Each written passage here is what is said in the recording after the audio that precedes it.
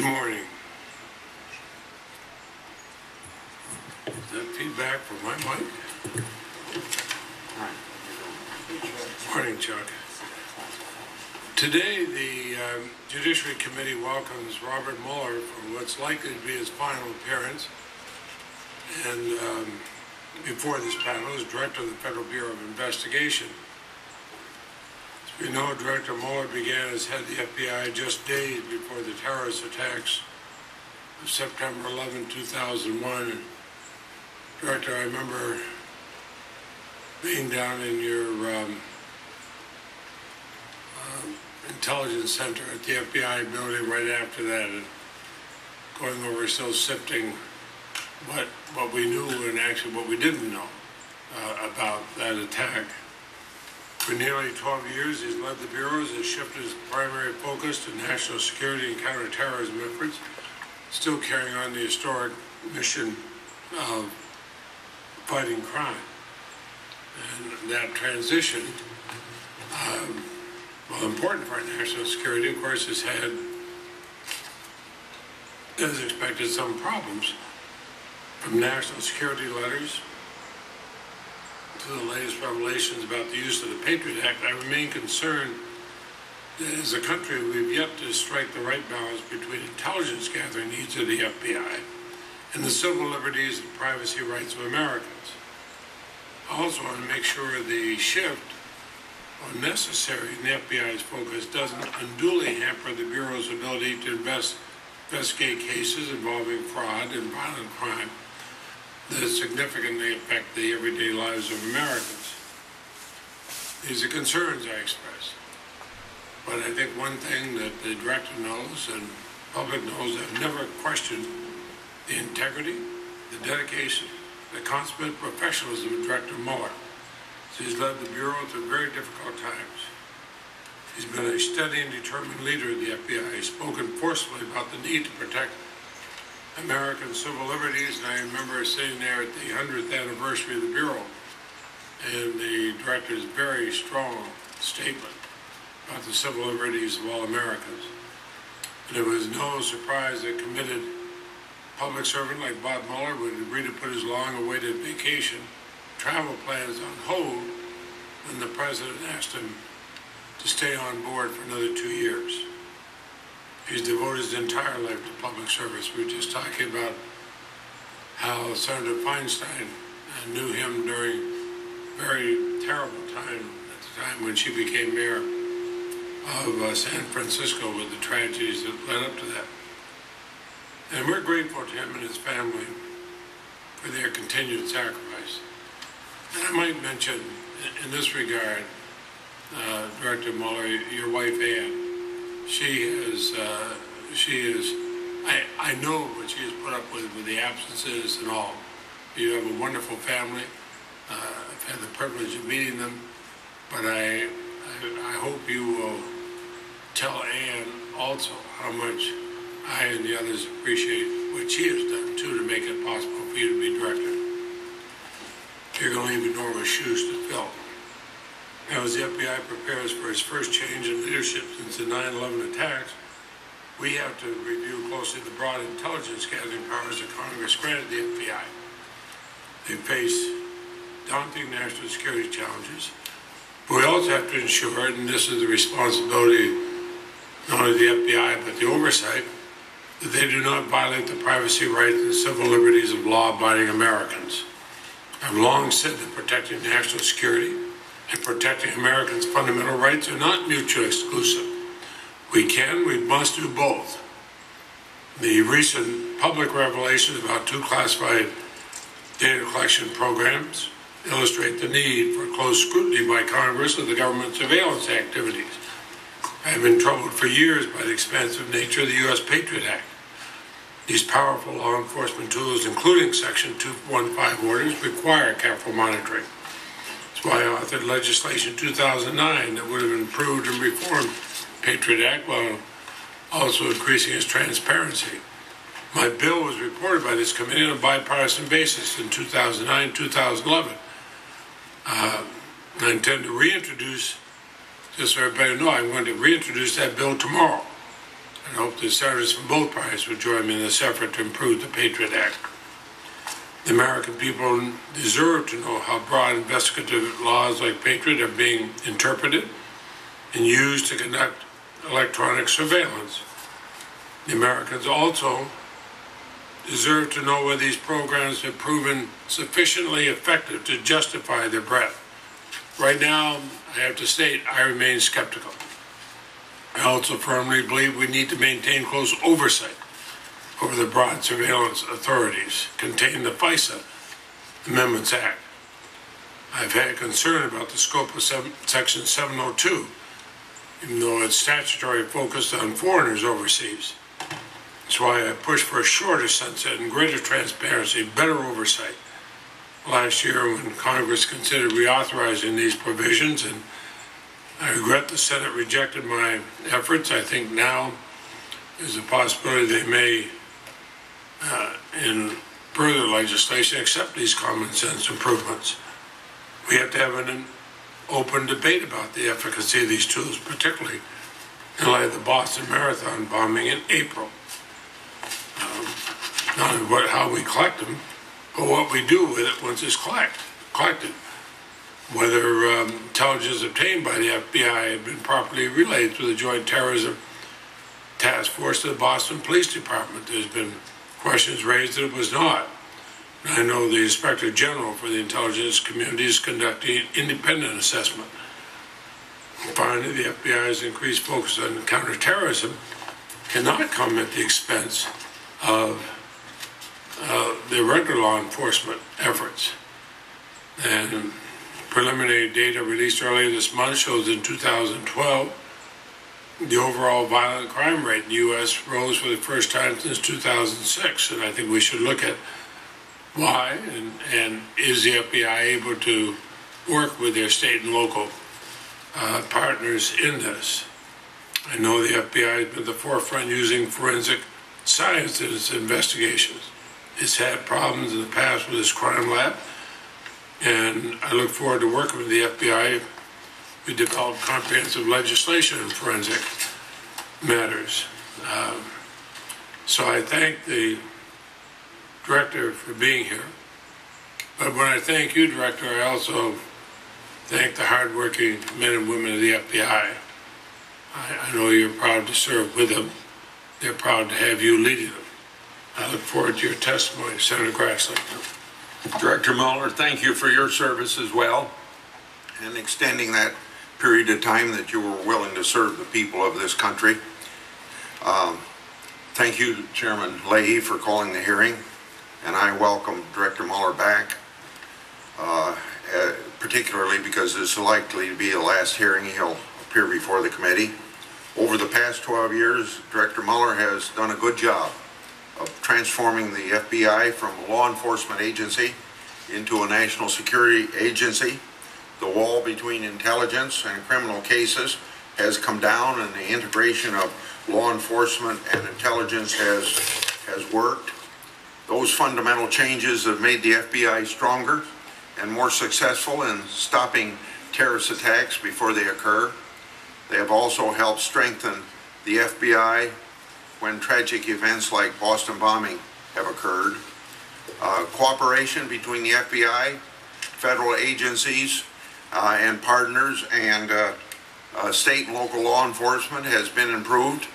However, there are still problems with the FBI that need to be addressed, such as retaliation against those who speak out and blow the whistle on internal problems. That said, for a second time, I thank Director Mueller for his service, and I'm sure that he's looking forward some much-deserved time off. Unfortunately, we still do not know who will be replacing Director Mueller when he leaves. This is very concerning and, of course, raises questions about the upcoming transition. For starters, the President has submitted a nominee to the Senate to fill the vacancy. There have been media reports that the President intends to nominate James Comey, former Deputy Attorney General, Bush administration, but no official nomination has been received. It's unclear what the intention of the White House is with release of Mr. Comey's possible nomination. Whatever the motivation, it doesn't change the fact that the president has not formally nominated anyone to succeed Mueller. The president needs to send a nomination to the Senate and in short order. Otherwise, we won't have enough time to properly vet the nominee and ensure that the new director is in place prior to Director Mueller's departure. Given the FBI's role in counterterrorism, counterintelligence, and criminal law enforcement, any delay in appointing a director means vast bureaucracy will be left to an acting director.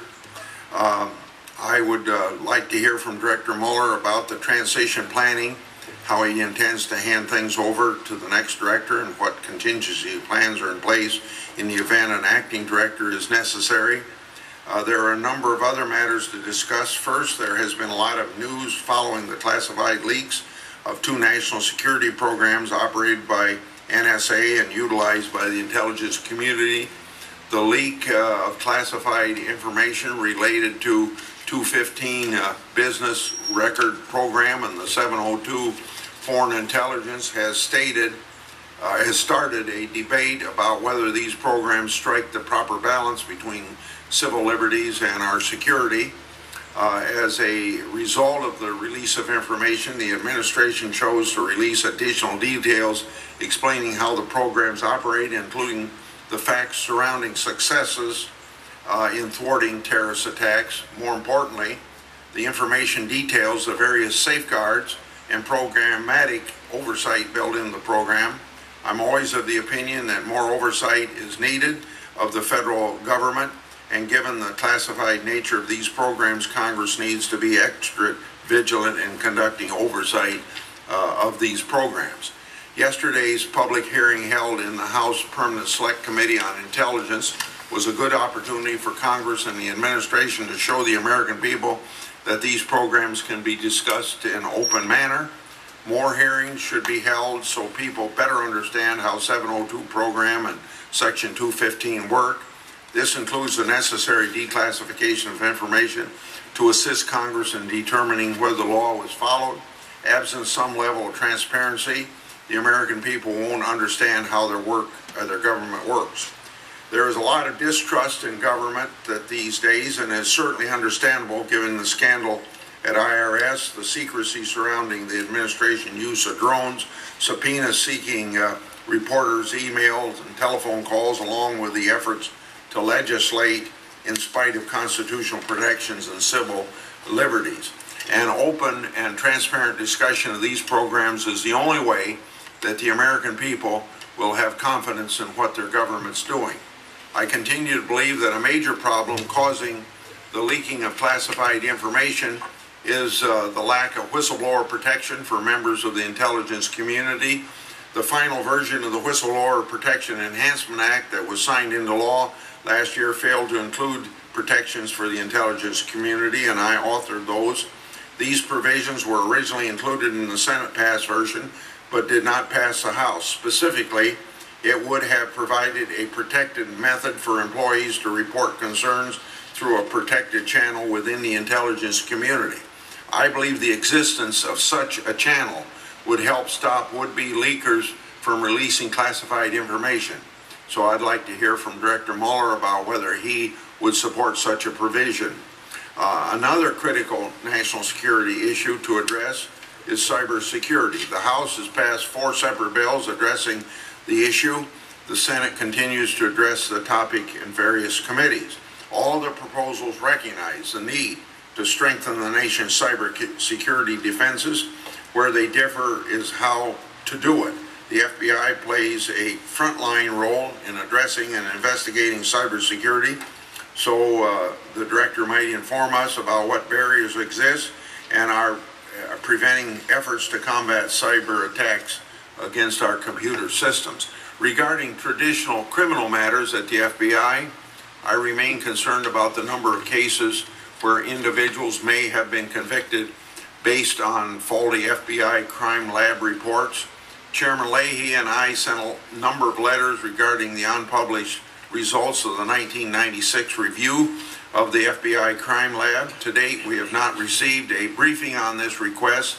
The Department of Justice continues to focus only on prospective review of criminal cases and not provide answers to the committee as to what happened during this previous review. I'd like to hear what the director says about the matter and what has been done to bring justice to defendants that may be innocent as a result of faulty crime work, lab work.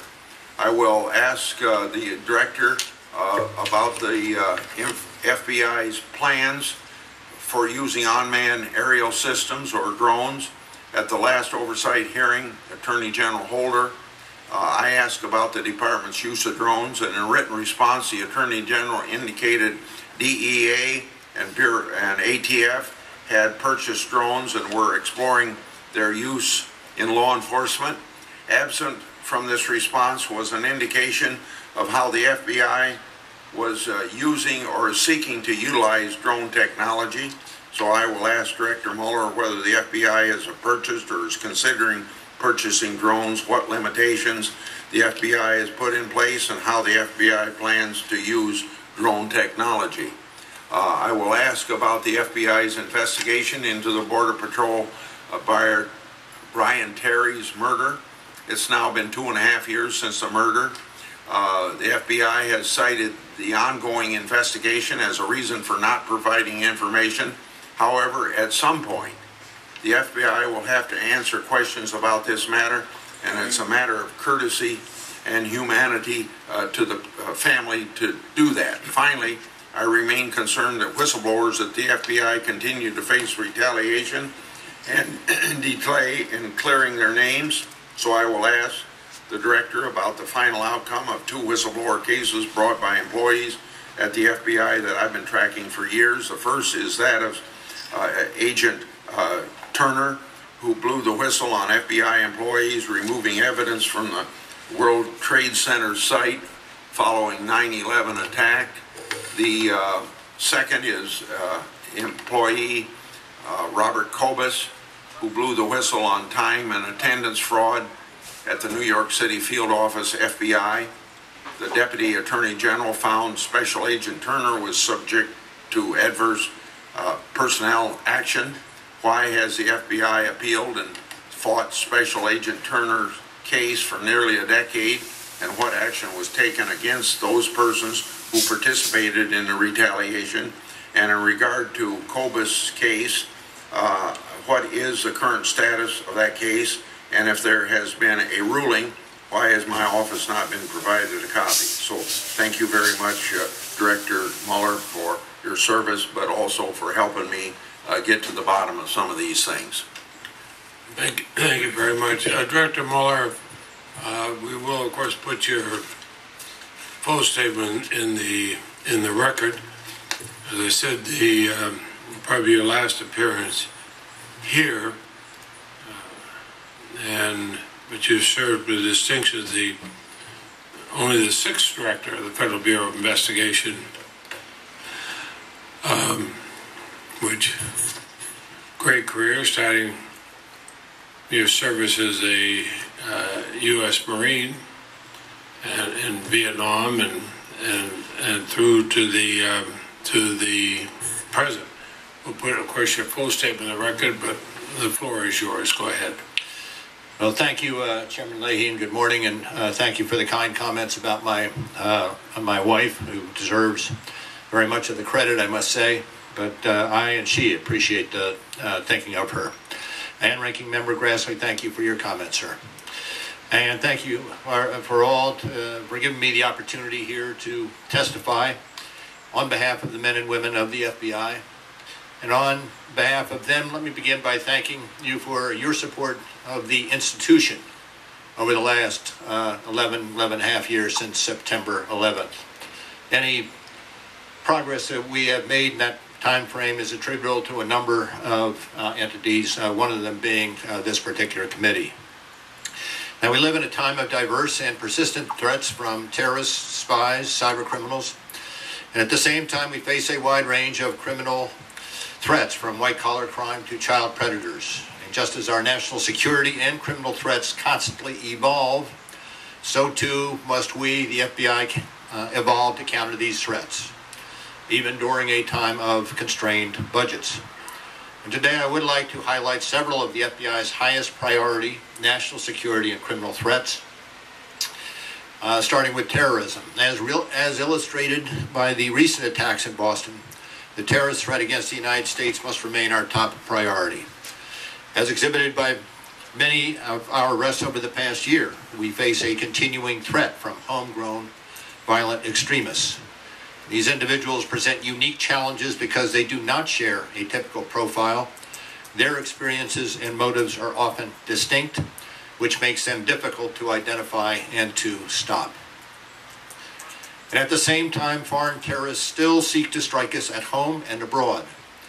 Terrorists today operate in more places and against a wider array of targets than they did a decade ago. We have seen an increase in cooperation among terrorist groups and an evolution in their tactics and in their communications. While core al-Qaeda is weaker and more decentralized than it was 11 years ago, it remains committed to attacks against the West. And al-Qaeda affiliates and surrogates, in particular al-Qaeda in the Arabian Peninsula, pose a persistent threat. And in light of recent attacks in North Africa, we must focus on emerging extremist groups capable of carrying out additional such attacks. Turning briefly to that which was mentioned, that is cyber. The cyber threat has evolved significantly over the past decade and cuts across all of our FBI programs.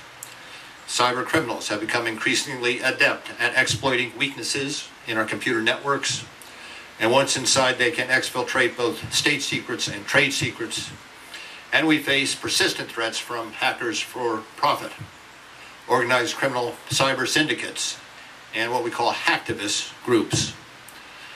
As I have said in the past, I do believe that the cyber threat may well eclipse the terrorist threat in years to come.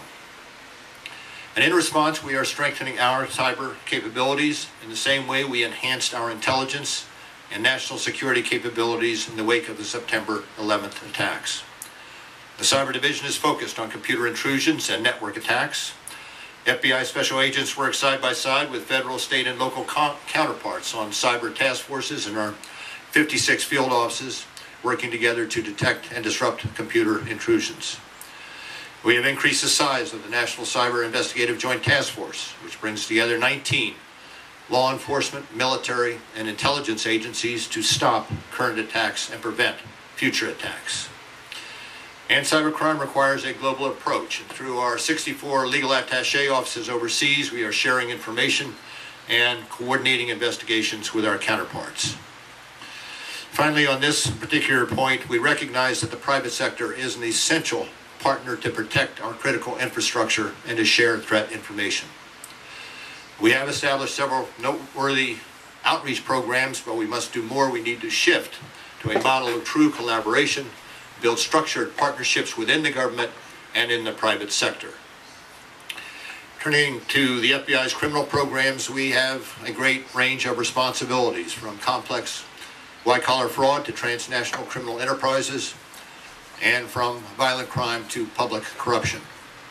And given the limited resources, we must focus on those areas where we bring something unique to the table.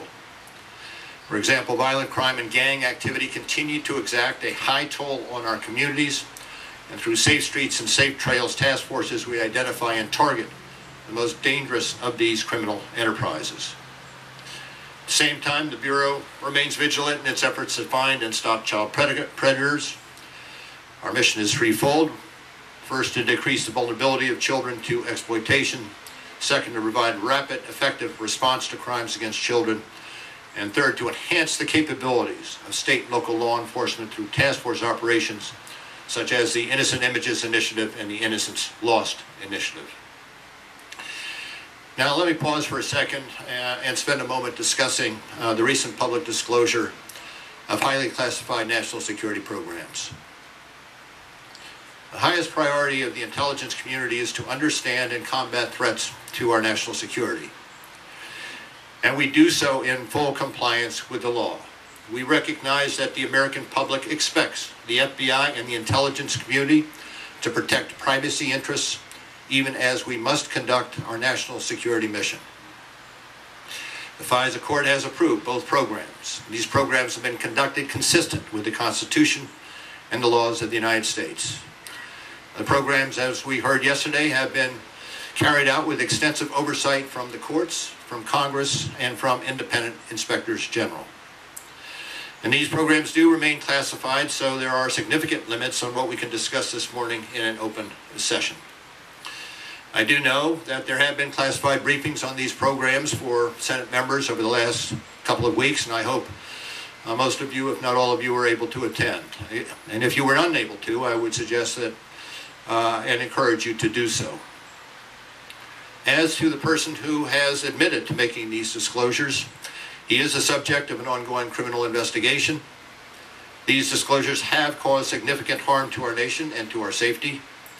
We are taking all necessary steps to hold accountable that person responsible for these disclosures. But as this is a matter actively under investigation, I cannot comment publicly on any of the details of the investigation. Now, in closing, I would like to turn to sequestration. The impact of sequestration on the FBI's ability to protect the nation from terrorism and crime will be significant. In fiscal year 2013, the FBI's budget was cut by more than $550 million due to sequestration. In fiscal year 2014, proposed cuts will total more than $700 million. The ongoing hiring freeze will result in 2,200 vacancies at the FBI by the end of this fiscal year, with another 1,300 additional vacancies in 2014. I have said, you have said, that the Bureau's greatest asset are our people. Additional operational cuts will impact our ability as an organization to prevent crime and terrorism, which will impact the safety and the security of our nation. I will say we all understand the need for budget reductions, and we are going through a thorough review of every dollar spent. And I'm sure we can find savings. We would like to work with the committee to mitigate the most significant impacts of the cuts that both this fiscal year and those we anticipate for the next fiscal year. Chairman Leahy, Ranking Member Grassley, and members of the committee, I again would like to thank you on behalf of the Bureau and all our people for your support of the FBI and its mission. Our transformation over the past decade would not have been possible without your cooperation. Again, thank you personally and on behalf of the FBI for your efforts and your contributions, and I look forward to answering any questions you might have. Well, thank you very much, Director, and I share your concern about sequestration. The kind of MEDAC's approach to that has been devastating to law enforcement. It's been devastating to some of the critical work we do in seeking cures for major diseases. In a number of areas, it has put our scientific efforts behind so many other countries, and it's questionable whether it'll take us decades to get caught back up. Let me talk about the Patriot and FISA authorities. As you know, I've had concerns about Section 215 of the Patriot Act and Section 702 of the FISA, the Foreign Intelligence Surveillance Act, for a number of years. Now, the Director of National Intelligence has declassified some more information about the bulk collection, the huge amount of collection of phone records under Section 215. And I think American people want to know if it's been sufficiently effective to justify what's a very expansive scope. Last week I asked the Director of the National Security Administration, General Alexander, to provide specific information. He'd been going in broad generalities. I asked him for specific information about cases where data obtained through Section 215 proved critical to thwarting a terrorist threat, even if he had to do it in a classified setting. He promised he would provide that by now, by this time this week. He hasn't yet, but I assume that having promised publicly that he will. Last week we heard his dozens of plots. Yesterday we heard his 50. But then, either way, it seemed clear that the majority of those cases weren't under Section 215, they were 702, entirely different type of program. So let me ask you this. Have phone records obtained through Section 215 of the Patriot Act been critical to the disruption and discovery of terrorist threats? And if so, how many times? Well, the answer to that is yes. I would say for most of the occasions, it has been a contributing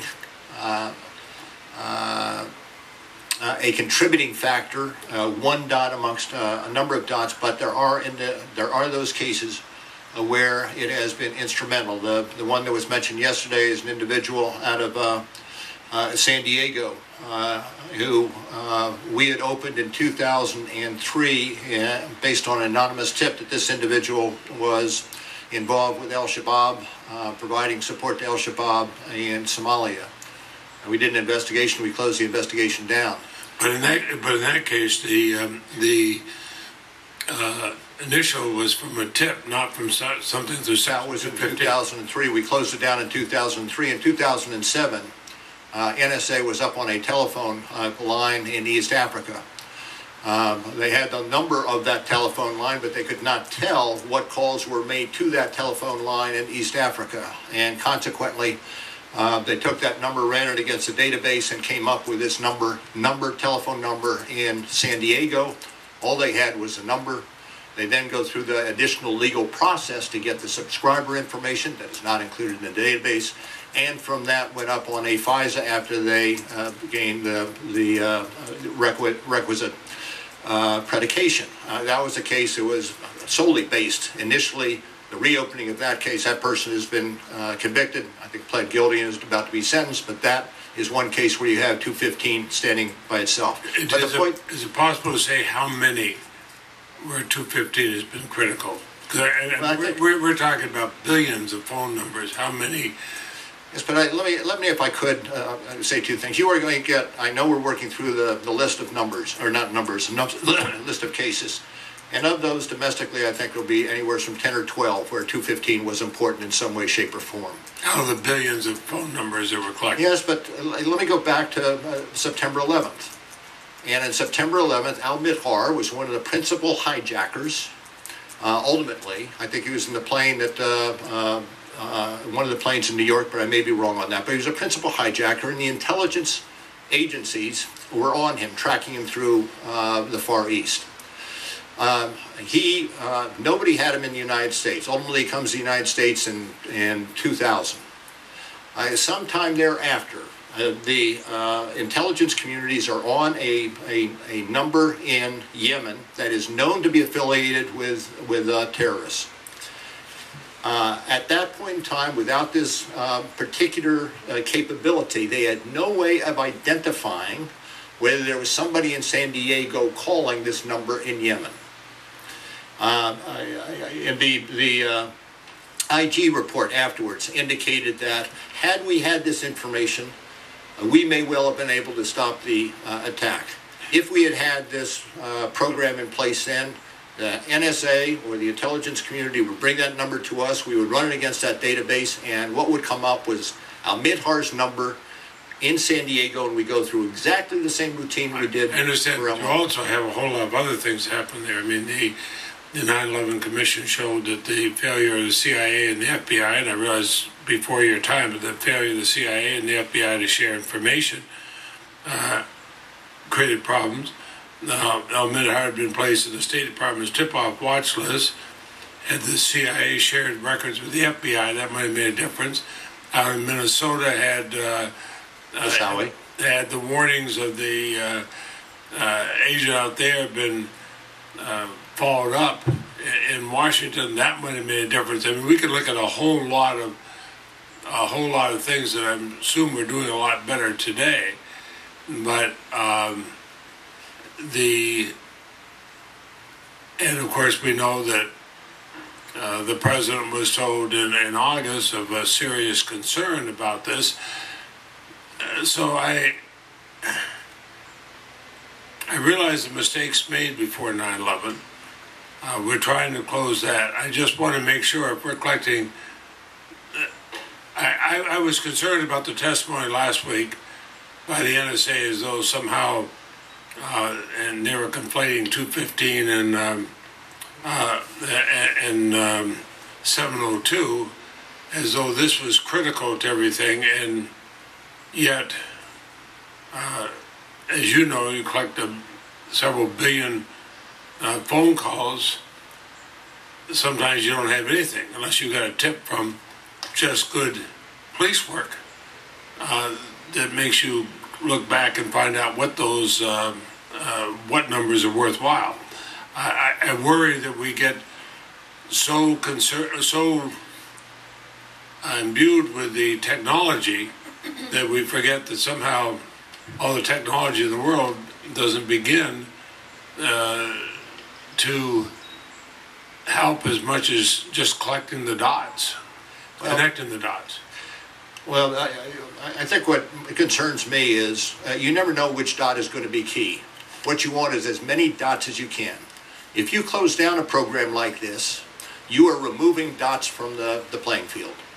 Now, it may, you know, it may make that decision that it's not worth it, but let there be no mistake about it. There will be those fewer dots out there to connect if you do not have that ability to go back in records that retain the toll records, or a database that retains those toll records, and identify that particular person in the United States who's in communication with the terrorist number overseas. And I'll have further questions, but one I might have again in connecting dots. We've heard conflicting testimony that on the Boston Marathon bombing, that even though the Boston police had 4 officers assigned to the Joint Terrorism Task Force, they were not given all the information the FBI had about about what the Russian security service said, the cryptic though it might be, and we're not told that Tamerlan intended to travel abroad. Is that true? Well, yes and no. Let me, if I can explain. It's a Boston Task Force. The Boston Task Force last year had probably close to 1,000 threats related to counterterrorism. You do not. Everybody on that task force handles federal threats or local threats or what have you. It is a task force. The question, I think, from Ed Davis's point of view is, should the hierarchy of Boston Police Department have been informed? This, because it was resolved, it was not an immediate threat, did not get briefed up through the task force to the higher levels of the FBI, much less the other participants in the task force. So I don't think it's fair to criticize the task force concept for not, in something like this, doing the briefings higher up the chain of command, given the number of cases that we handle in this area. I will tell you that if you talk to state and local law enforcement, I think they will say that the work that we did in the course of this investigation was first rate, that the relationships that we have developed over a period of time are extensive, and the success of identifying the two who are responsible for it in such a short period of time is attributable to that work of state and local law enforcement, but also contributed to by us and the relationships. Thank you very much, Senator Grassley. I apologize, Senator Grassley, taking extra time on this. Please go ahead. I just told him he doesn't need to apologize. He's chairman of the committee. During the last hearing, May 2012, Senator Hatch asked a question as whether or not President Obama discussed potential successors with you. You responded at that time that he had not in the past, or had in the past, but not recently. Now, I don't expect to get any information on the content of a discussion you might have with the president, but I do ask this question. Since the hearing, May 2012, have you discussed potential successors with President Obama? Well, yes. I generally don't like to get into conversation between myself, but I will say yes without any comment. You've answered the question. Okay. Do you have a transition plan in place for your successor? And if so, how much time is needed to implement the plan in order to provide a seamless transition? We've been preparing, as you can imagine, for the last 2 years. In fact, the last 2.5 years. And we have already prepared the extensive materials that the successor will have to review. We're prepared to start the briefings as soon as the person is sworn in. We have been looking at personnel so that there can be some overlap of personnel so that the person comes in and has key components that are ready to support them. In the same way that when I came in before September 11th, the FBI supported me. Approximately how much time is necessary for that? Well, it is a learning experience, and we'll get the briefings and the like, but it will take maybe I would say a month to really get one's feet on the ground. But in that month, I can tell you something's going to happen. So whatever you planned in terms of sitting down and looking at something else will come up and your attention will be diverted. So it's hard to say a specific time frame. This is so important because we'll have about 4 weeks in July. We'll have only 4 days after your term ends to consider a nominee. Do you have any idea when we might expect a nominee to come up from the White House? I do, but I'm not in a position to be able to advise the committee. Then let me go on to another one. This involves Fast and Furious. In my opening statement, I said I know that the FBI doesn't talk about ongoing investigations. However, eventually, the FBI has to talk about the Brian Terry murder investigation, just like eventually you had to talk about the anthrax investigation. I'm going to be submitting a detailed list of questions about the concern that the Terry family has that there was an attempt to cover up the connection between the guns and the ATF operation. According to the family, the indications of an attempted cover-up haven't been fully investigated. So all I'm asking you now, would you be able to respond to my written questions before you leave office? I would have to look at it and see how extensive, but we'll make every effort to do so. Okay. And then just one question in regard to this issue. So I'll ask right now. On October the 20th, 2011, I wrote you to ask what time the FBI arrived in Peck Canyon, where Border Patrol agent Brian Terry was murdered. There are conspiracy theories out there that the FBI or an FBI informant was out in Peck Canyon before Agent Terry was shot. Do you believe that there's any truth to those theories? I don't believe there's any truth in those theories, but I would have to go back and make certain. Off the top of my head, I don't believe there's any truth, but I'd like to go back and make certain that we have nothing that would be supportive of those theories. Okay, and then I would like to have that in writing. I want to go to drones. In recent responses to questions I asked Attorney General Holder following his last oversight hearing, the Department of Justice advised this committee that both DEA and ATF have acquired unmanned aircraft systems. The department indicated that those agencies were drawing up plans and procedures to use them. The responses did not indicate whether the FBI had acquired any drones and whether there were future plans for drone technology used by your agency. Does the FBI own or currently use drones, and if so, for what purpose? Yes, and for surveillance. Okay. Does the FBI have any agreement with any other government agencies? Let me suggest a couple. There might be others. DOD and Homeland Security to receive assistance in the use of drones. I'm not certain. I don't think so, but whenever, all I'm saying is that one of the issues with drones, by any use of drones by any agency is what happens in the airspace. So to the extent that it relates to the airspace, there would be some communication back and forth. So instead of asking a question, I think I can assume, since you do use drones, that the FBI has developed a set of policies, procedures, and operational limits on the use of drones, and whether or not any privacy impact on American citizens. We are in the initial stages of doing that, and I will tell you that our footprint is very small. We have very few and have limited use, and we're exploring not only the use but also the necessary guidelines for that use. Does the FBI use drones for surveillance on U.S. soil? Yes. I want to go on to a question. And well, let me just put it in context, though, in Sure. a very, very minimal way, and very seldom. Okay. Currently, it is a crime to purchase material for the production of illegal passports, to forge illegal passports, to distribute illegal passports, and to engage in other criminal activity that facilitates trafficking of false passports. The immigration bill before the Senate will weaken this current law. Under the bill, only those who produce, issue, or distribute 3 or more passports will have committed a crime. Under the bill, only those who forge, alter, or possess or use 3 or more passports will have committed a crime. Even more outrageous under the bill, only those who use any official material to make 10 or more passports will have committed a crime.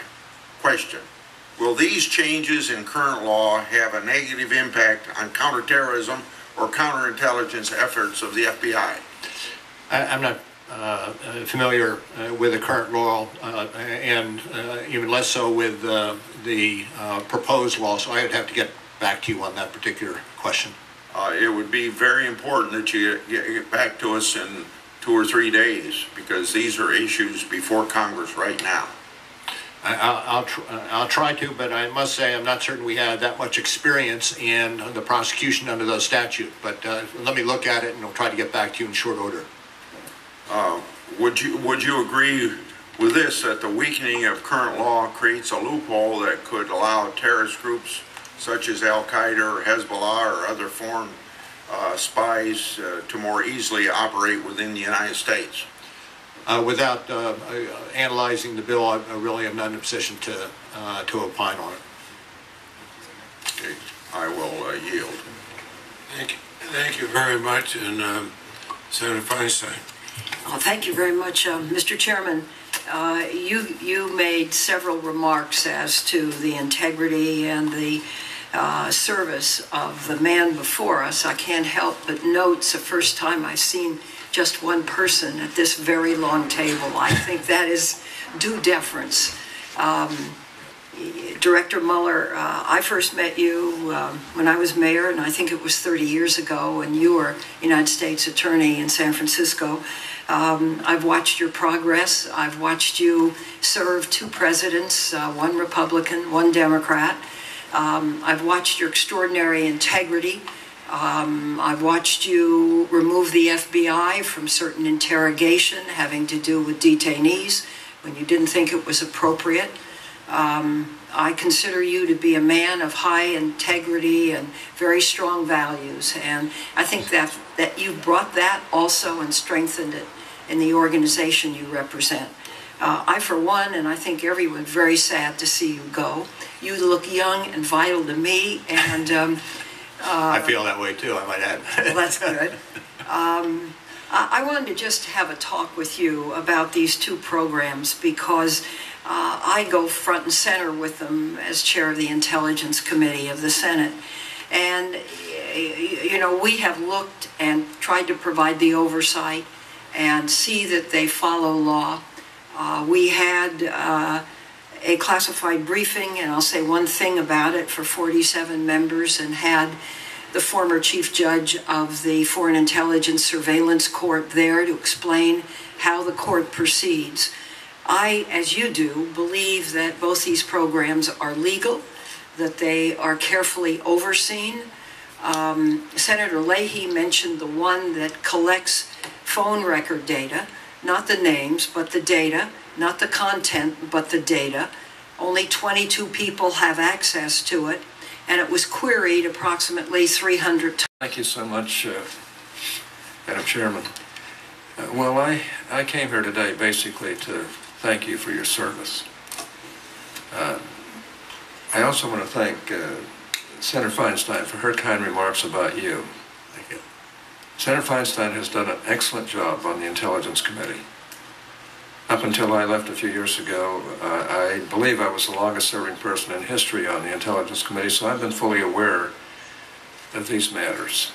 And all I can say is I want to pay tribute to you, General Alexander, and others in the intelligence community and the FBI for the work that you've done to protect our country and to ferret out these problems that really could have been very disastrous had we not had the abilities that you've been describing here today. But I also want to personally thank you for the terrific service you've given. I've watched you very carefully. I've been chairman of this committee. I've been ranking member on this committee.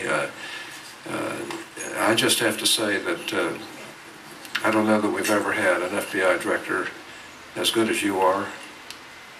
And frankly, every one of us has confidence in you and your ability and your integrity. That's a pretty high comment, really, because and it's meant very, very sincerely.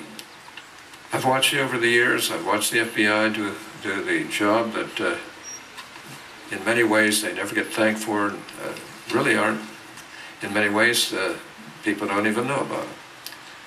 It's a thankless job in many ways, and you've given almost 12 years of your life to this type of work.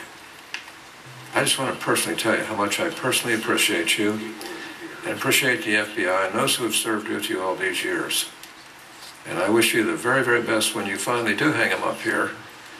And I think all of us, or at least I can speak for most all of us, we just think you're terrific.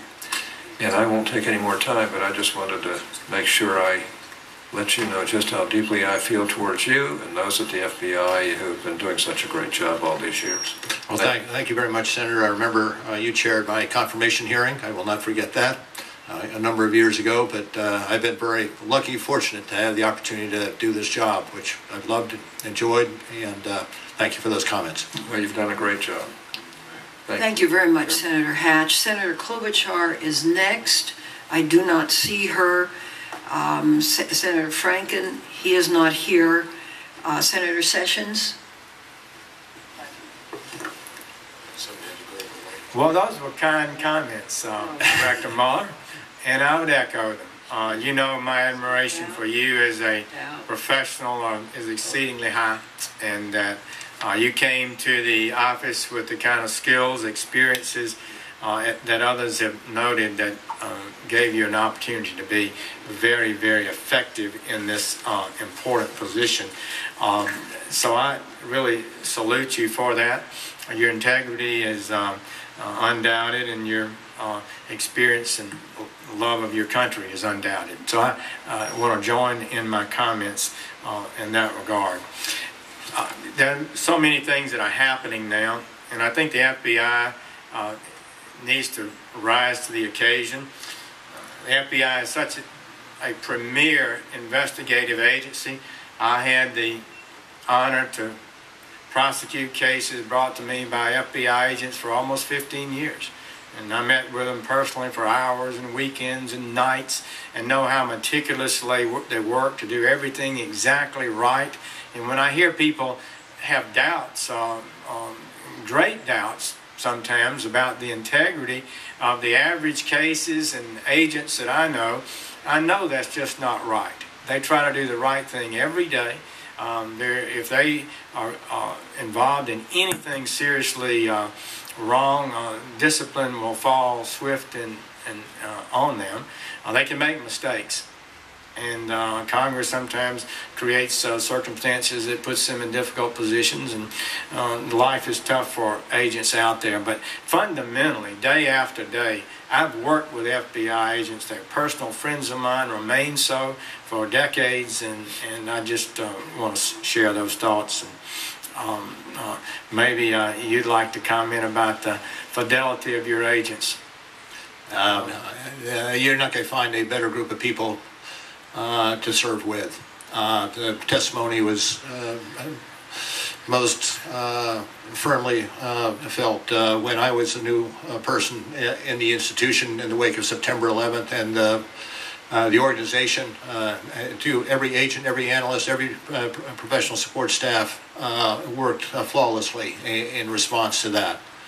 And it was just indicative of the capabilities of the organization and the quality of the people. Well, I agree. And Director Mueller, one of the big matters before the nation today is the IRS scandal involving the actions that have been taken to target conservatives or Tea Party groups. So happens that I know Becky Garrettson of the Wetumpka Tea Party, who testified before the House Committee, and she was a normal housewife American citizen who got deeply engaged in trying to make her country better. She loves this country. Her integrity is high. She was trying to do the right thing, and I believe that the IRS did not perform and handle their applications for status and correctly. I believe it's a very serious matter, and I'm concerned about it. You were asked last week, I believe, about this as to whether or not the victims, the potential victims of these abuses have been interviewed, and I believe you said no. I believe on May 14th, Attorney General Holder said the FBI said that an investigation had been commenced. Is the FBI the lead agency of the IRS Yes. matter? Yes. And you've designated agents in charge of that investigation? Yes, I have. And you were asked before whether you knew the names of those. Can you tell us the names or how many have been assigned to it? I can say that over a dozen agents have been assigned locally. I can tell you that it falls within the purview of Valerie Parlave, who is the assistant director in charge of our Washington office, who's ultimately in charge of this investigation at the field level, but we also have people at headquarters that are monitoring it. I cannot tell you who in the course of the investigation has been interviewed. I will tell you that before we initiated the investigation, if and we did get complaints, those individuals were interviewed before we even initiated an investigation, and they would be the victims to which you mentioned. Well, the FBI is the right agency, in my opinion, without question. Should not be internal IRS, IG, or others. And you have the independence to do that effectively, and I believe you can do that. But I called Ms. Garrettson this morning. It so happens she was discussing with a lawyer, and they said they have been talking to other so-called potential victims, and none of them have been interviewed. None of them have been contacted about an interview, even an appointment set up with them. I think that's pretty slow. I think the first thing you do, from my experience, is you go out and interview the people and find out what conversations they had, what documents they have, what the basic parameters of the problems are, and get busy on it. Do you think, it seems to me that you're running behind here. What would you say about that? Well, I am not familiar with the day in, day out details of the investigation. Quite obviously, given what you said, I'll go back and see where that is. But also in these investigations, one of the first things you do, is, as you well know as a prosecutor, is have the records so that when you do the interviews, you have the requisite materials so that you can do an effective interview. Now, I am hypothesizing because I don't know what's happening at the level of who in particular is being interviewed. But I will go back and check on that. I think you need to get that level. I think it's too slow. And I think you can always have agents, well, we're getting our records together, we're reviewing some. No, I understand that. Somebody needs to go out and find out what the problem is. Talk to the people and see what the problem is first. I tell you, there is a sense of urgency with the investigation. All right. It is not languishing.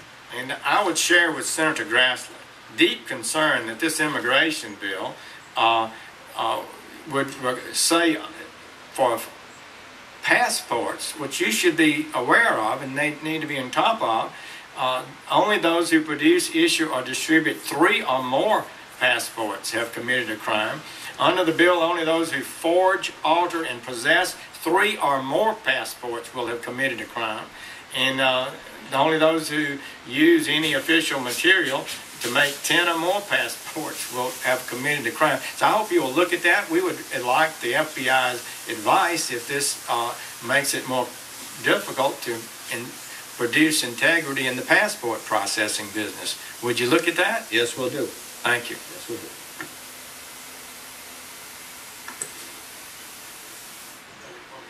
Thank you very much, Mr. Chairman. Thank you so much, Director Mueller. Thank you for your wonderful service for the last 12 years. Thank you for the work that you've done in Minnesota.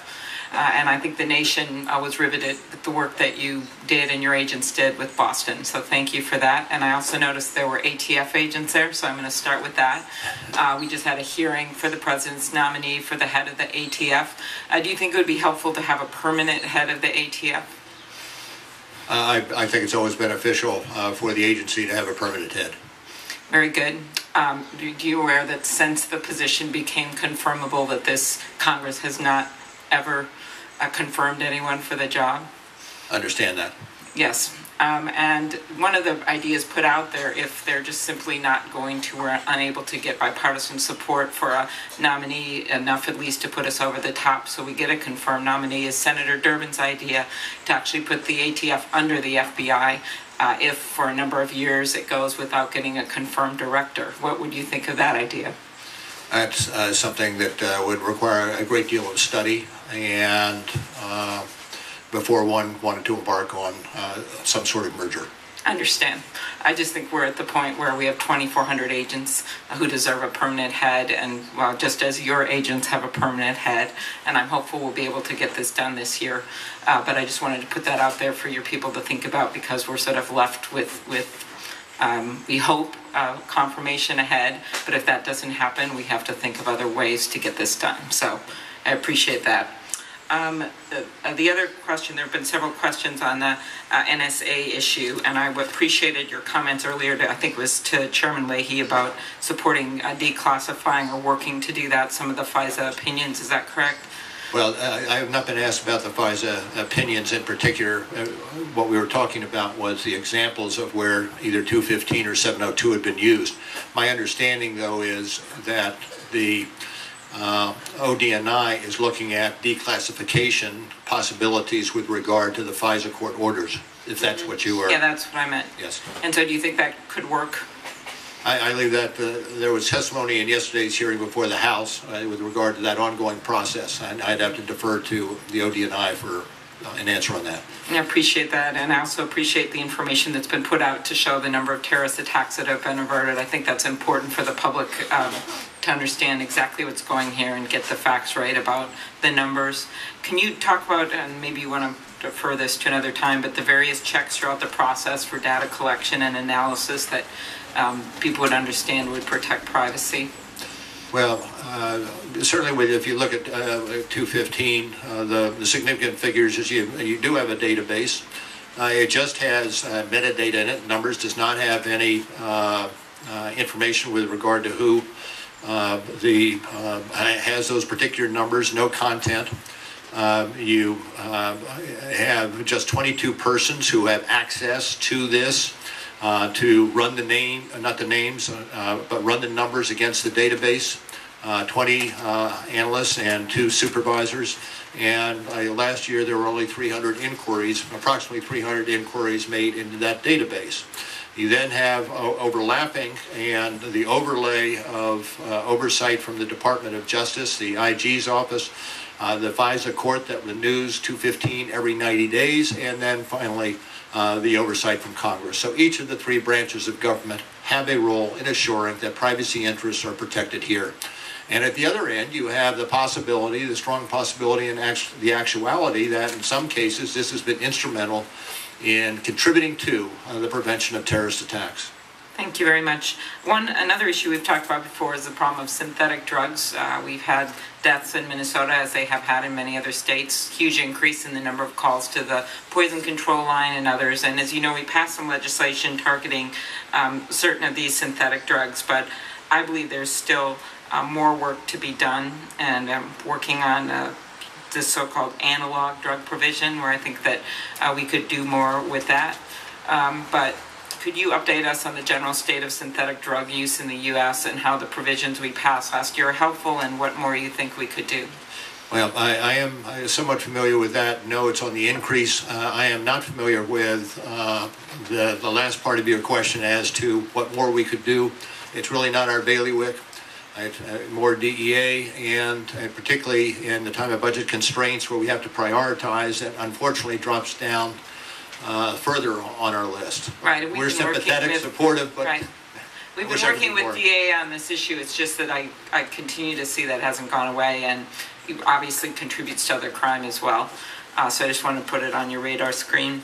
We're working on a bill on metal theft. We've seen a lot of that throughout the country with buildings and issues. And I know you talked about high-tech stalking, so the cybercrime issue. You've said you believe the FBI must change with evolving technology to better address criminal and national security threats. What is the FBI currently doing to keep up with the changes in technology? Well, internally, let me just say, we understand that we have to have the basic knowledge of technology to conduct investigations in this age, every agent. To the extent that you need to be refreshed on where we are in order to do our job, is getting greater training. Our specialists, we've got more than 1,000 personnel around the country that are specialists in this particular area. But what we, I think the key for us is the NCI-JTF, National Cyber Investigative Joint Task Force. Following the pattern of what we did after September 11th is understanding that we can't do it alone, having a task force concept where you have all of the major players in cyber arena participating so that if there is a substantial intrusion, we immediately have those who would be involved, whether it be DHS, NSA, DOD, there trying to determine what how to address it is critically important. The other thing that we have done and put a great deal of focus on the last 6-8 months is work with private industry, providing information to private industry based on what we have found so that they can protect their networks. So growing internally, growing the NCI-JTF, and then building our capacity with the private sector have been the 3 areas that we've been focused on. Okay, thank you very much, and thank you again for your service. Thank you, ma'am. Thank you, Senator Klobuchar. Senator Cruz? Thank you, Madam Chairman. Director Mueller, it's good to see you. Sir. Welcome. Thank you for testifying.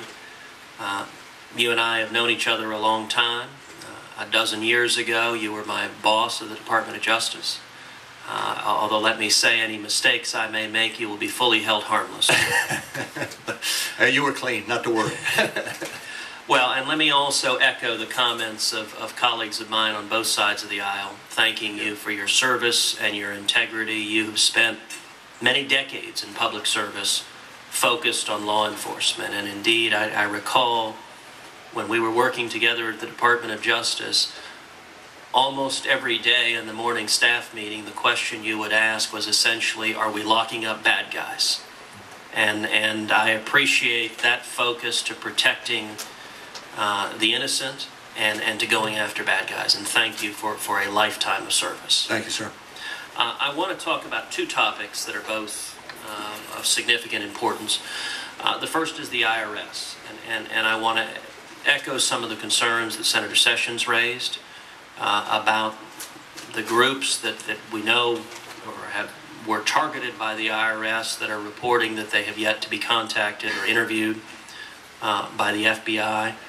As you know well, in any investigation that is in a highly politicized climate that involves potentially corruption and political interference from the White House, the investigation is a perilous endeavor and an endeavor of significant importance to the populace. And so I want to ask, what level of priority would you characterize the IRS investigation at the FBI?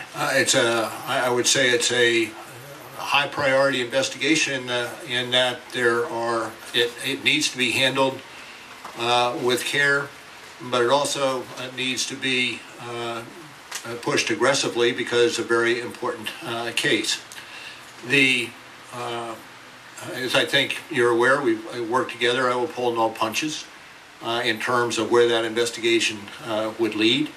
And we would go down any path that would lead to evidence on individuals, organizations, or otherwise, and we're in the process of doing that.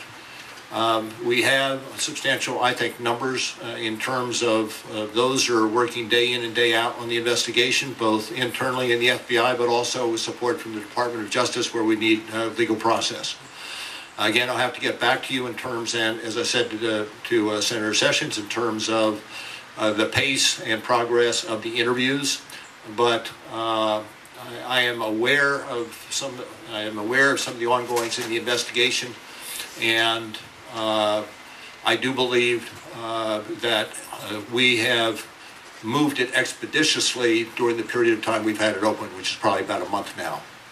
How many agents or other personnel have been administered? We have approximately 12 agents here in D.C. that are working on it, but also agents designated around the country because of the breadth of the investigation who also will be working on it, depending on where the investigation takes us around the country. And I wanted to ask additionally if the scope of the investigation includes looking into whether individuals have been politically targeted. I can tell you that we are hearing more and more anecdotal reports, not just of Tea Party groups or conservative groups that were delayed or targeted in C4 applications, but donors who supported Governor Romney in the campaign, who supported Republicans, who found within weeks or months of their support becoming public, suddenly they were targeted for audits. Now, those are very difficult questions to answer if there's a pattern of doing so, because those audits are not generally public. But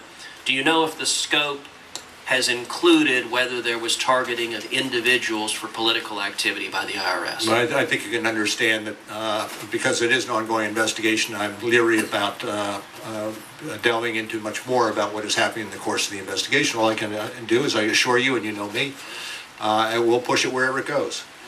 Well, I would certainly urge the FBI not to narrowly circumscribe the scope, because the last time there was an instance of an administration trying to use the IRS to target political enemies, it was the Nixon administration, and it led to grave consequences. And I think the FBI is well situated to pursue a serious, impartial, fair, and yet vigorous investigation of whatever the scope of conduct and illegal conduct may have been. I want to talk about a second topic briefly, which is that I am concerned that this administration's priorities in the war on terror have been misallocated. That on the one hand, the administration has been less than vigorous in protecting the civil liberties and constitutional rights of law-abiding citizens. And yet, on the other hand, the administration has been less than effective in investigating and going after real-life terrorists. And a concern in particular I have is that your efforts and those of the FBI have been unduly constrained and handcuffed. And I would point to two instances. One, the Fort Hood shooting, where we had with Major Hassan considerable evidence, including his emails with Anwar al-Awlaki, talking about killing other service members. The FBI was aware of that, and yet we failed to stop that terrorist attack. Likewise, with the Boston bombing, we had considerable evidence with the Zarnaf brothers of their affiliation with radical Islamic views, their advocacy of those views. We had reports from Russia, and yet we failed to stop that attack. In your views, why is it that law enforcement was not able to connect the dots with Fort Hood and with Boston and prevent those attacks beforehand? And what policies have changed under the Obama administration concerning the investigation of radical Islamic terrorism? Well, in neither case, whether it be Fort Hood or in the Boston case. Would I say that there were policies that inhibited us from doing our job? I will tell you, in the Fort Hood case, prior to the time of Fort Hood, al-Awlaki was seen as a proselytizer, a radical imam, but was not known to have engaged in operational activities. Consequently, when we looked at emails, we did not look at them through the operational prism. Had we done so, perhaps other steps would have been taken. There were judgment calls that were made in the course of that as to, for instance, whether you interview Hassan, that in retrospect could have gone the other way. But I do not think that there were any constraints, statutory or otherwise, that enabled us or disabled us from doing the job. In the case of Boston, yes, we were alerted by the Russians to Tamerlan's movement towards radicalization, with the expectation from the Russians was that he was being radicalized and would be going back to Russia and to fight with perhaps the Chechens. They alerted us. They wanted us to do an investigation we could and alert Tamerlan when, or alert the Russians when Tamerlan went back to Russia. We did an investigation based on what the Russians gave us. That investigation required going through all of the databases. Went to the university or the college that he attended for a period of time, interviewed his parents, interviewed him, did, I think, a very rational, responsible, and thorough investigation given the information we had. He then goes back to Russia, and when he comes back, what we did not do, which we are going to do in the future, and that is the text alerts that come into the task force have to be identified to a particular person as opposed to just coming into a task force. In any event, there is nothing that constrained our investigation at the outset back in 2011. And in my mind, even if we had done the one or two things that in retrospect we could have done better, I do not think we would have been able to stop that particular attack. But I do not believe we were in any way constrained from doing the investigation that we thought necessary once we had the information. Thank you. Senator Franklin, your timing is perfect. You are next in order. Thank you. I apologize for, I was at a help committee hearing, and I'm sorry I've missed it. Oh, and I hope I don't ask things that have been asked before, but my staff tells me that my questions are still relevant. First of all, I just want to thank you for your service, Mr. Director, and you are, I believe our country is a safer place because of your steady leadership, and you will be missed. I'd like to turn to the subject of the surveillance programs that my other colleagues have been discussing. Mr. Director, I believe the government must give proper weight to both keeping Americans safe from terrorists and protecting Americans' privacy, and part of that weighting that properly is making sure that there's enough transparency, I believe, so that Americans understand the protections that are in place. Based on the briefings I've received, I believe these programs include reasonable safeguards, and I believe the government needs to be more transparent with the American people about these programs, and I think the American people have the right to know what's going on, and to the extent that's consistent with national security. And I believe that the government can and should provide that information, again, in a way that doesn't compromise our security. Director Mueller, do you think that the government could be more transparent to the American public about these surveillance programs in a way that is consistent with national security? Well, there are two levels of transparency. The first is transparency throughout the government, and transparency to certainly the FISA court, it's under the FISA court, and also transparency to Congress. And given the briefings and like, I think there was transparency to those elements. Now, when you talk about transparency to the American public, there is, you're going to give up something. You are going to be giving signals to our adversaries as to what our capabilities are. And the more specific you get about the program, the more specific you get about the oversight, the more specific you get about the capabilities and the successes. To that extent, you have people sitting around saying, okay, now I understand what can be done with our numbers in Yemen and in the United States, and consequently I'm going to find another way to communicate. I'm going to keep that in my mind. And so there is a price to be paid for that transparency. Now, where that line is drawn in terms of identifying what our capabilities are is out of our hands. You tell us to do it one way, we'll do it that way. But there's a price to be paid for that transparency. And that is the question. And in order to do these programs, you need the trust of the people. And of course, this all changes when there is a disclosure like there has been. And that's why we've obviously seen NSA be more forthcoming with that kind of transparency that I've been asking for. I want to ask you specifically about Section 215, the authority in the Patriot Act that authorized the collection of telephone metadata.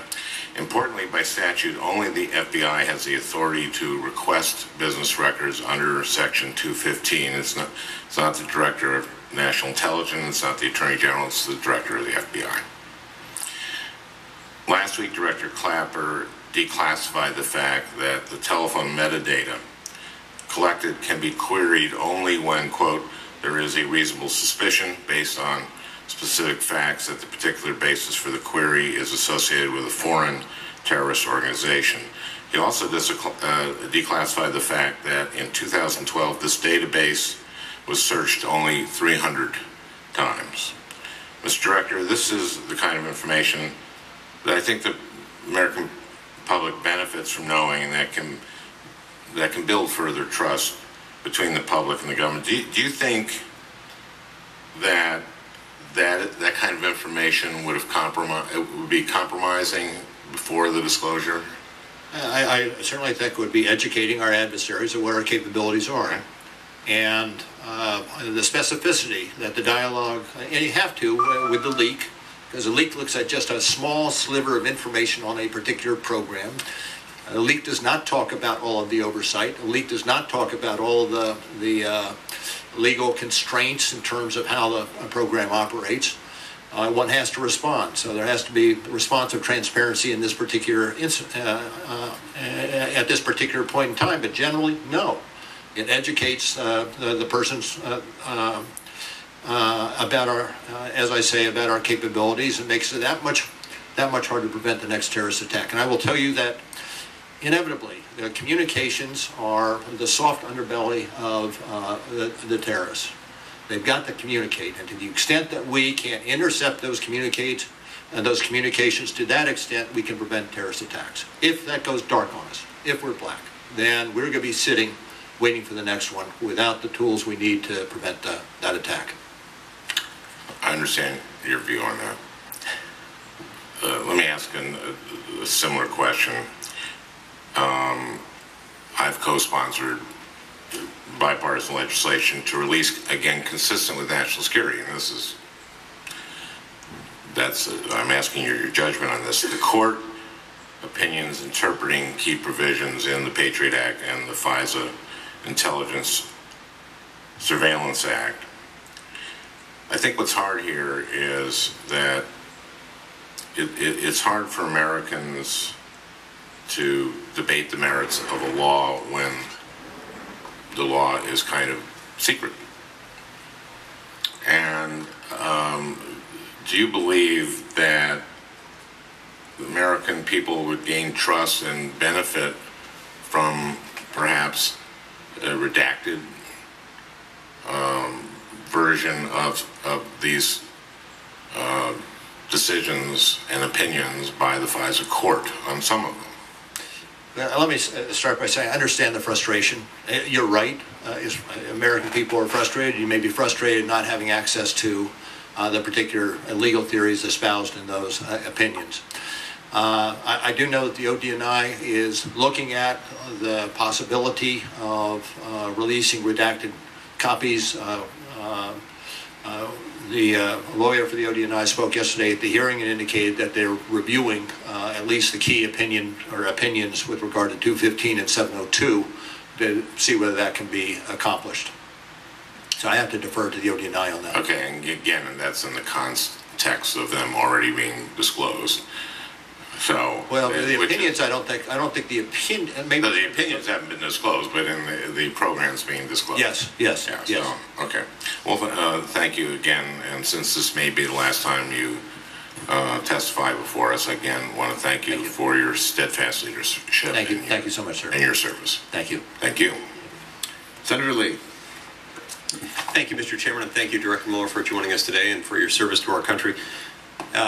With respect to Section 215 of the Patriot Act, is it the Bureau's practice to request records or other tangible things related to Americans that themselves are not relevant to an investigation, to obtain foreign intelligence information or to protect against international terrorism or clandestine intelligence activities? I'm not certain I understand the question. Are you talking... So when you make 215, I mean, yeah. We're the applicants on 215 orders. But, I understand. You're the applicants, and when you make the application, is it your practice to request things that themselves aren't relevant to the investigation? In other words, do you confine your requests to those things that are related to an investigation, or are they broader than that? Well, in the 215 context, the application to the court and the court's finding defines relevance in that particular context. And as we talked about and been discussed the last 2 weeks, and so I would have to direct you to the orders and I know that they're not published, but the fact that the FISA court has ruled that the gathering of the metadata satisfies the relevance definition within the FISA statute. Right, right. And so, under that, with that understanding, that you necessarily do cover a lot of data that is itself not closely tied to an investigation, you can understand why a lot of people would be concerned and why they'd also have additional concerns about the fact that we've got not only secret data gathering activities going on, but also that they're undertaken pursuant to secret law, secret orders that the American people can't have access to. But if as we've been told, it's necessary for the government to collect and store really vast quantities of information, including information on Americans that is itself unrelated to foreign intelligence or terrorism investigations, then, if I may, are you talking about the metadata? Yes. The telephone numbers? But I want to make certain we're talking about that, not content. Yes, for now we're talking about the metadata. Then a lot of people have concerns about what, if any, limiting principles there are that would prevent the government from ultimately storing all information about all Americans, meaning just collecting more and more of this metadata and holding it for very long periods of time, or perhaps at some point in perpetuity. Does the Department of Justice or does the FBI have a view on the constitutionality of gathering information on Americans and storing it so long as it doesn't perform queries on that information? I think I understand the broader question. I would say that the Justice Department believes that the program in place, the 215 program that has been upheld by the FISA court, is certainly constitutional. I would limit it to that set of facts because they're a discrete set of facts that with the attendant protections on privacy that I think the Department of Justice as well as the FISA court believe absolutely it's constitutional. And at some point, do you sympathize with those who would say, even if this is metadata, the fact that you can collect that quantity of metadata, store it for a long period of time, and the fact that it can later be searched it brings about a certain intrusion on privacy, even if it's a privacy intrusion perhaps not cognizable in court?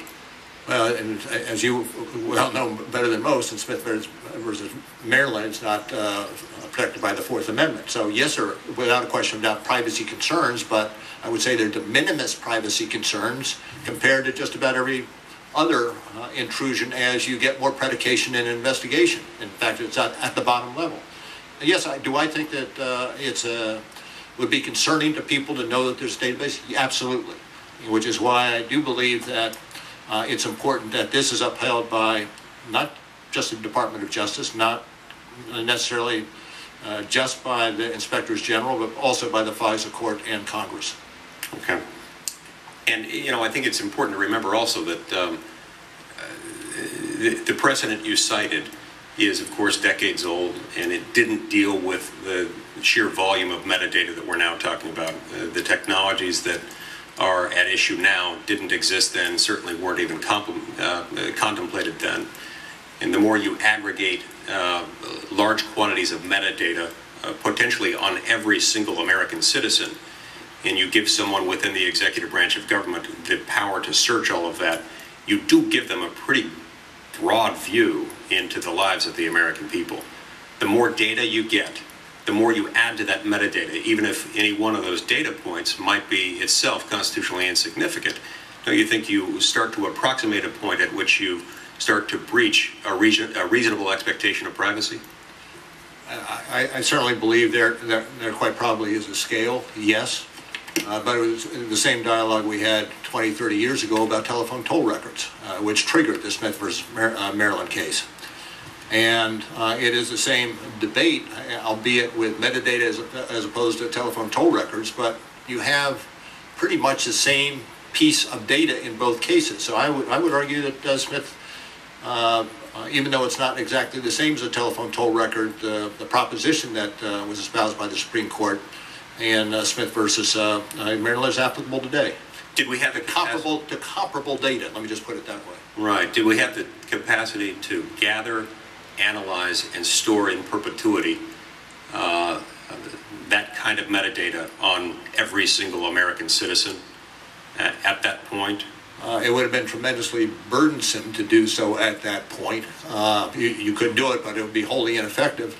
One of the differences today compared to 20 years ago is it was in the telephone company's interest to maintain telephone toll data because their billing was based on telephone toll data. Today, that is no longer the case. In fact, the telephone companies see it as a burden, a storage burden, and consequently, that information that was there in the telephone companies 20 years ago may well not be there today, absent 215. Okay. Thank you very much, Director Mueller. I see my time has expired. Thank you. And thank you, Mr. Chairman. Senator Hirono. Thank you, Mr. Chairman. I join my colleagues in thanking you, Director Mueller, for your service, and I extend my aloha to you in your future endeavors. I appreciate the fact that this kind of data that's collected, particularly under Section 215, could be helpful in connecting the dots. And yes, it is hard to figure out which dot might be the critical dot that helps you to foil a plot. So I have a question about, to the best of your knowledge, what are the costs of collecting and storing data gathered under Sections 215 and 702? For both your agency as well as NSA? I would think you have to turn to NSA to respond to that question. I'm not familiar with what it costs. But what about to your department? We don't do the storage. NSA stores the 215 data. What about the collecting part? The collecting? Yes. It goes directly to NSA. The order directs that the data go to NSA. So while you're the applicant for the collection of this data, it's NSA that I should ask about what the costs attendant to the data collection. Do you know how long the data collected under 215 is kept? 5 years. Just 5 years. Do you think it should be longer? No. Okay. I also don't think it should be shorter. But Now, part of your department's FBI's purview is prosecutions in Indian country, and you talked about that briefly in your testimony. And the Department of Justice recently issued a report on investigations and prosecutions in Indian country during 2011 and 2012. And this is a report mandated by the Tribal Law and Order Act of 2010. And it seems that while there has been a noticeable increase in the number of violent crimes prosecuted, those new figures do not reflect that 1/3 of all reported Indian country crimes were closed administratively by the FBI before they ever reached the formal referral stage. Moreover, approximately 80% of those investigations that were administratively closed were violent crime related. Can you shed some light on the reasons why so many FBI Indian country investigations are closed before referral to DOJ, and specifically ways in which your department can better address and investigate violent crime in Indian country, which is still a very big problem? Well, I think we all understand it's still it is a very big problem. I know the Department of Justice, in particular the Attorney General and the Deputy Attorney General, this is one of their substantial priorities, which is why you see an increase of prosecutions in Indian country. I will have to get back to you on the figures relating to administrative closures. I am not certain if there has been an uptick in the number of administrative closures, why that is there. It may be consistent with the fact that we've done additional prosecutions, and with additional prosecutions, there's additional scrutiny of the underlying case, which has resulted in administrative closures, but I'd be just speculating. I'd have to get back to you with after looking at the issue. Yes, considering that this is a major issue in Indian country, and to realize that in this report so many of these cases are closed, I'm curious to know why. So could you provide that information to our committee? Senator Feinstein had a concern about the use of drones, and particularly with regard to the use of drones by the private sector. Do we have any special or specific legislation governing the use of drones by the private sector? I am not aware of any. Do you think that we should be thinking about federal legislation to protect individuals' privacy with regard to the use of drones by the private sector? I think there are a number of issues relating to drones that are going to have to be debated in the future as they become more omnipresent. Not the least of which is the drones in airspace and the concerns you have on that, but also the threat on privacy. We already have, to a certain extent, a body of law that relates to aerial surveillance and privacy, relating to helicopters and small aircraft and the like, which I think could well be adapted to the use of drones. But it's still in its nascent stages, the debate, and but it's worthy of debate and perhaps legislation down the road. Especially as the hearing that we had in one of our committees, I think it was this one, where these drones can be very, very tiny, but store a lot of data, and there could be cameras on it. And I think this is a burgeoning concern for many of us. With regard to the data that's collected under Sections 215 in particular, the millions and millions of pieces of information collected, NSA indicated that there were 300 queries that were made with regard to this data, and they have to forward those queries to you, and 10 to 12 in cases were referred to you. They will refer them to us when they have a U.S. number that comes out of their query. I think as a layperson, I'm having some difficulty understanding what the process is, what NSA does with all this information, where you come in.